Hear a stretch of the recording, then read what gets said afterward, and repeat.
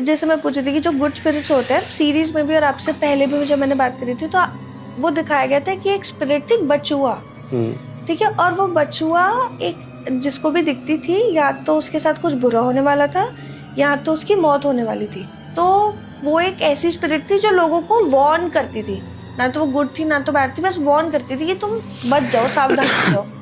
तो ये बचुआ की असली कहानी क्या है? बचुआ, वो जो बचुआ वाला है, आप चाहो तो मैं आपको रियल फुटेज उसका दे दूंगा सीसीटीवी का। हाँ, जो मैंने कैप्चर किया था, अगर आप लगाना चाहो तो। हमारा वो मतलब मेरी इन्वेस्टिगेशन का बहुत जेन्युइन, और उस दिन बहुत खुश हुआ था मैं जब वो कैप्चर हुआ था।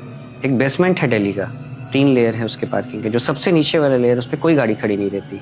हमें बुलाया गया था वहाँ, फिर वहाँ के मकान मालिक ने मतलब ओनर ने हमें बताया कि 6 महीने में वहाँ 2 गार्ड जो है आत्महत्या कर चुके हैं, और उनका भी कंप्लेन ये था कि हम यहाँ नहीं रहना चाहते, हमें कुछ सुनाई देता है माँ या दिखता है। क्लियर तो नहीं बोला था कि बचुआ दिखता है, ऐसा कुछ नहीं था। लेकिन अगर आप सीसीटीवी की फुटेज में देखेंगे तो इस हाइट का है, अगर आप मार्क कर पाओ तो।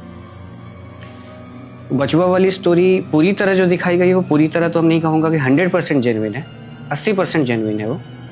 फिर 2015 में सिद्धार्थ आता है मुंबई से, मैं रियल की बात कर रहा हूँ मुझे वेब सीरीज की। सिद्धार्थ मुंबई से आता है और गौरव उस टाइम गौरव बिजी था, गौरव कहीं गया हुआ था फैमिली के साथ।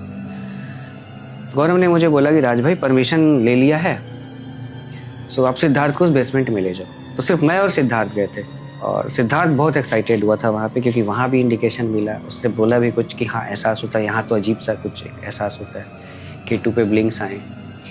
तो ये थी बचुआ की स्टोरी। बाकी इसको जोड़ दिया गया कि जो दिखता है, क्योंकि देखो मैं तो फिलहाल तो जिंदा हूँ। हाँ, 2 गार्ड्स को आप लेके बोल सकते हो, जो 2 गार्ड्स हुई है